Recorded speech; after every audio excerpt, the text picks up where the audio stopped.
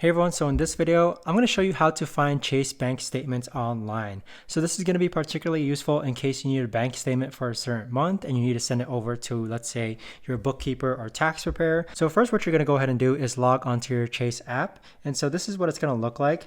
Now I'm going to show you two ways to actually access your statements. So the first way is to actually scroll and swipe to the left here. And under statements and documents, you want to go ahead and click on that.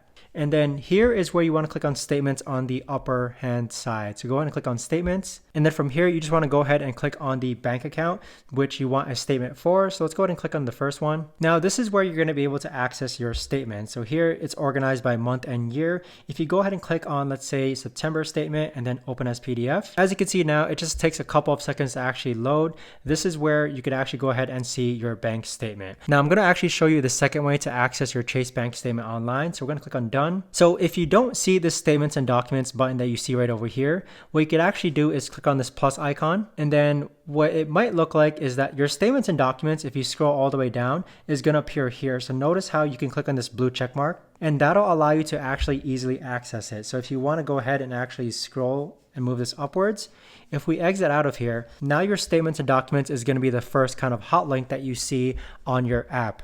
Now, there is a third way to access statements and documents, and I'll just show you it just in case. Now, in the upper right hand corner, you want to click on your profile image or profile icon.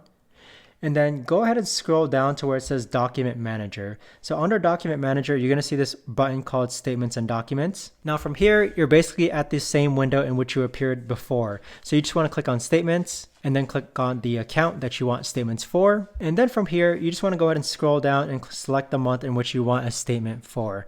So that is the best way I've seen to actually go ahead and find your Chase bank statement online. If you know of a better or easier way to actually do this, let me know in the comments down below. Thanks so much for watching, and I'll see you guys all in the next video.